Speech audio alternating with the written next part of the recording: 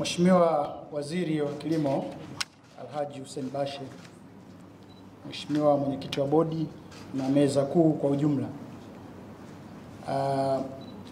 nashukuru kwa nafasi fupi sana ya kusema neno moja au mawili.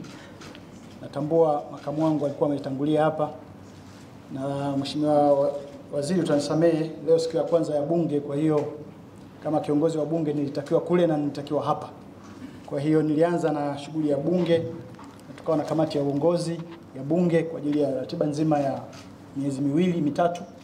Kwa hiyo nimekuja kwa kuchelewa, lakini sina mengi ya kusema zaidi ya moja au mawili. La kwanza, kama kamati ya Bunge ya kudumu tumekuwa ni moja wa agent change katika sekta ya kilimo, kwa sababu tuna support yale yote ambayo Mheshimiwa Waziri amekuwa akituletea kwenye kamati yetu.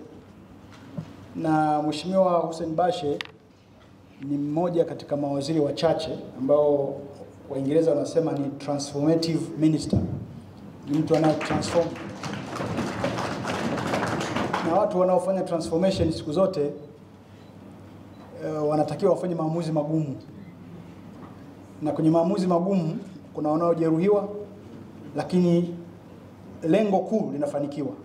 Kwa sisi kama kamati tunampongeza sana, na tunaendelea kumwahidi kwamba tutakuwa naye kwa kila jambo ambalo tumeshadiscuss kwenye kamati, na yeye ametuhakikishia kwamba kimkakati ndio tunakoenda. Sasa yako mengi, na mimi siku zote nahudhuria vikao karibu vyote ya kila zao, tumbaku, pamba na mazao mengine yote. Juzi tulikuwa na parachichi, na katika mazao yote kwa bahati mbaya na yeye ameshawaambia, lakini amewaambia na mikakati, chai ndio zao ambalo kwa kweli tunachechemea.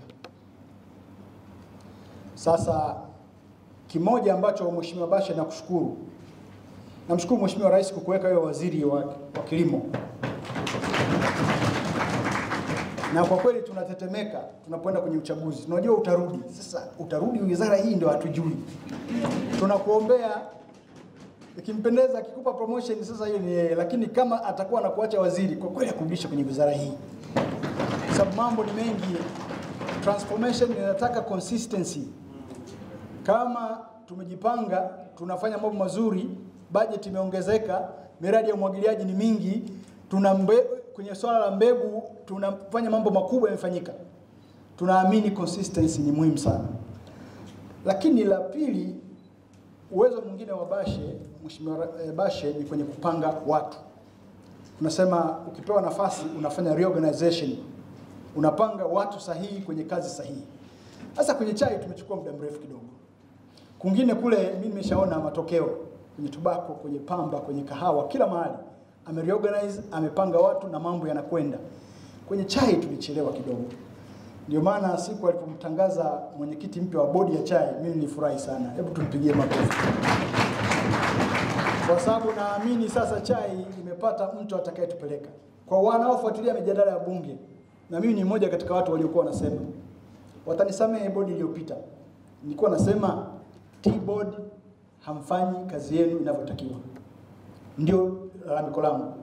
Kabla hata sijawa mwenyekiti wa kamati ya kilimo na viwanda, nilikuwa nasema T-board, you need to do more.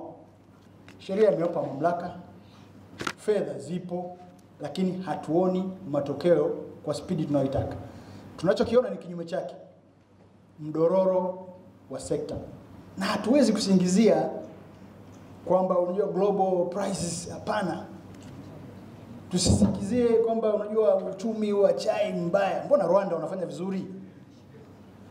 Mbona Kenya wanatuzidi, wako hapa na sisi? Kwa hiyo nadhani kwa kuweka viongozi mahiri ni jambo jema, lakini la muhimu na la mwisho nitaka niliongee.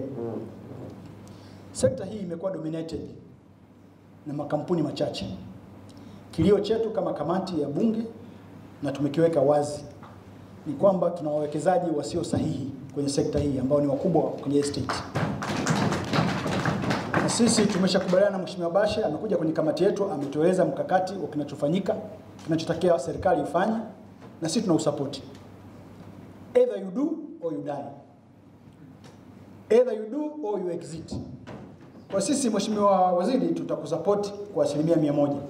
Tunaamini chai ni tofauti na mazao mengine. Chai inalimwa kwenye estates kwa hao watu wakubwa.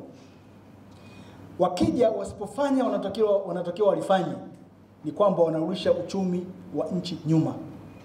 Na mimi ndani ya bunge mimi naita ni uhujumu uchumi.